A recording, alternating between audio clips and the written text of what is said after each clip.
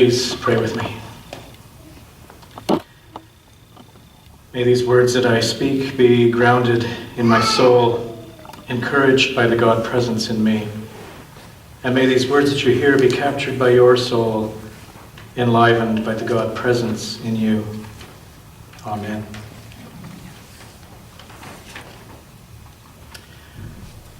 Most of this past week, I was at the candidacy and admission board meetings in the Lower Mainland. These are meetings where we interview candidates for ministry in the United Church of Canada. It is rigorous and tiring work, and yet it is work that I would not very easily say no to. And that's because it is nearly always such a great privilege to hear the stories of these people, to hear about their call to ministry and the journey towards ordination or commissioning or recognition. The worship for this gathering was led by a more traditional minister and colleague. And he chose for our opening worship the passage of the call of the fishermen from Matthew's Gospel, and then reflected on that. And the question for us gathered at the end of that was, have you reeled anyone in lately? I have to say that I and many others were somewhat taken aback. The notion that Jesus was reeling in followers and that we might be expected to do the same left us cold. Further, for me, although this was the actual lectionary reading for today, I had decided months ago to switch out that story from Matthew for John's call of the disciples. Because I wanted to talk about becoming disciples or becoming followers from a different perspective. How many have we reeled in suggests to me that what is important is growing numbers and solidifying beliefs. But John's story of calling disciples is very different from that. Jesus doesn't appear and say, "Drop your nets and follow me," and immediately they were off and running. Instead, Jesus is approached by disciples of John the Baptist, and they're curious. They see something in this Jesus of Nazareth, and they want to know where he lives. To which Jesus responds, "Come and see." He invites them to come and see where he lives, and they spend the whole day with him. We don't know what they witnessed that day, because that isn't part of the gospel narrative. I made up a version for the children today. But we do know from the many stories of Jesus' encounter with people that they would have been witness that day to his loving presence. Jesus was inviting them with "come and see," to open to love, and then to respond to the world with love. He was demonstrating to them how to open to their own God presence within and imitate him, which these disciples would eventually do, not immediately. Mystics like St. Francis of Assisi in the centuries since Jesus have often emphasized an imitation and love of the humanity of Jesus, rather than trying to prove or worshiping his divinity. Richard Rohr offers this. Through most of Christian history, we have emphasized the divinity, omnipotence, omniscience, and almightiness of Jesus, which makes actually following him or loving him seem unrealistic. A God that is totally other alienates totally. Rohr goes on to say, for most Christians today, Jesus is totally divine, but not really human. Here is the price we pay for our inability to think non-dually. That is, to think of Jesus as human and divine. When we deny what Jesus holds together, we can't put it together in ourselves. And that's the whole point. You and I are also daughters of heaven and daughters of earth, sons of God and sons of the world. Both are true at the same time.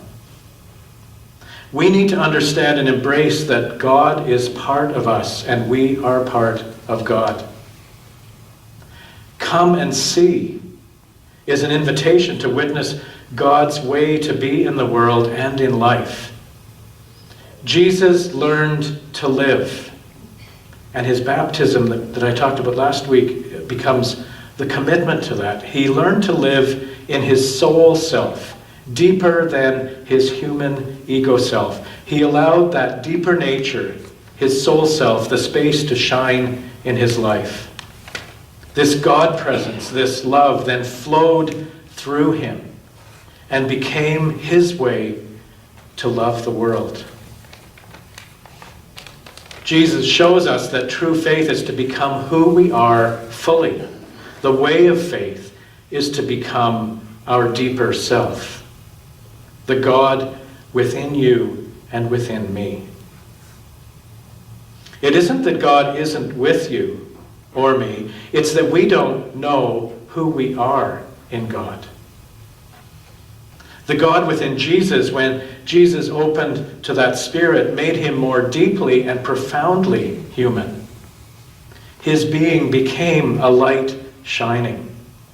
Living his God nature in fully human form was noticed by others enough for many to say to him, Jesus, where do you live? Rohr offers this. We had thought our form was merely human, but Jesus came to show us that our actual form is human divine, just as he is. Jesus was not much interested in proclaiming himself the exclusive and exclusionary Son of God, but he went out of his way to communicate an inclusive sonship and daughterhood to the crowds. We were to imitate him, not merely worship him. We would rather worship him, however, leave him as only divine, because that means we don't have to have very big expectations of our own lives. But it seems to me that this leaves us with a false understanding of what it is to be human. God is within us, folks. We are both human and divine, whether we acknowledge this reality or not. And it's true for everyone, even those we least expect it to be in.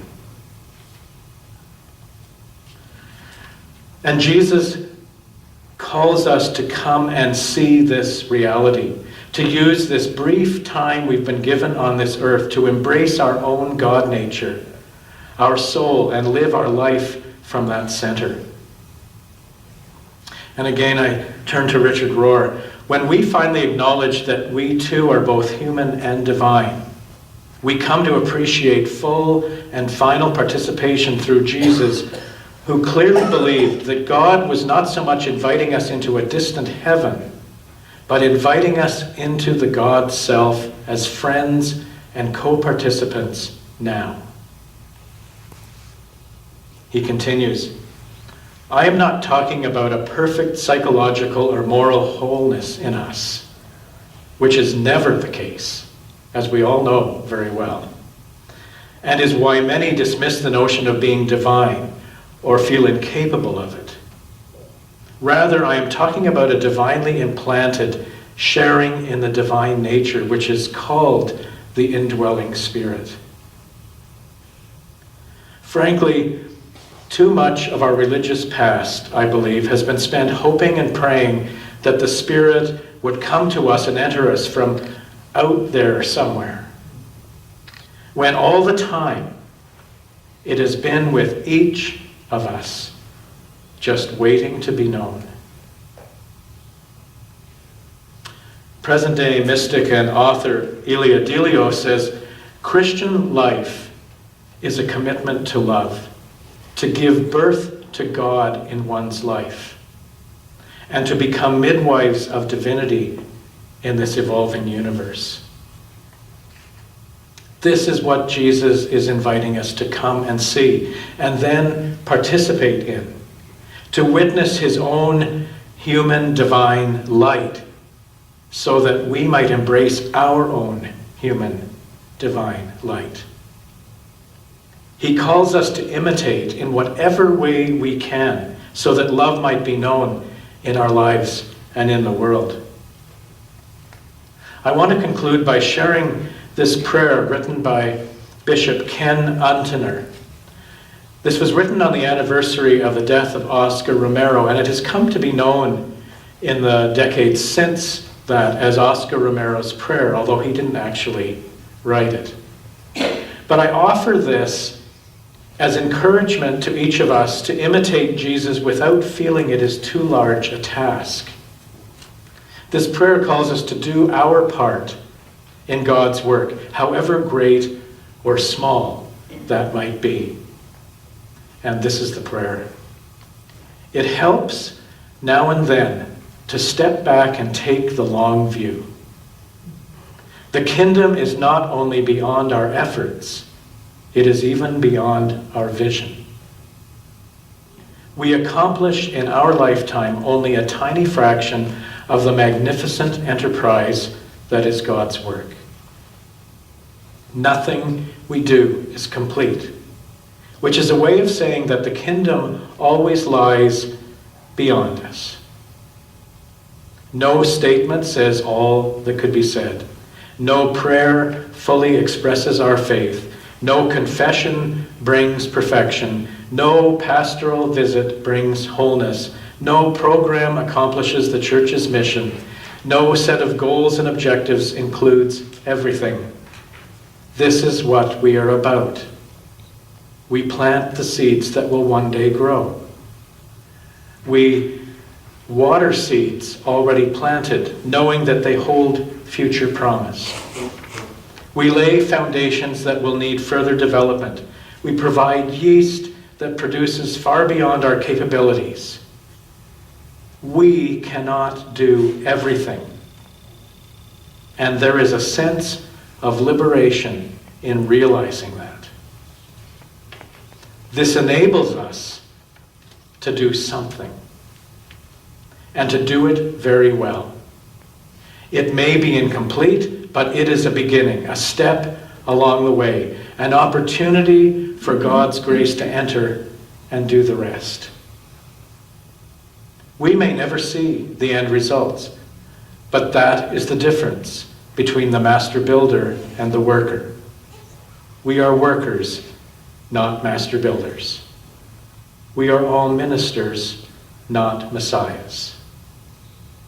We are prophets of a future not our own. Neither the Spirit of God nor Jesus demands that we follow. It is, however, a profound invitation. An invitation to every one of us to come and see what it is to shine. Amen.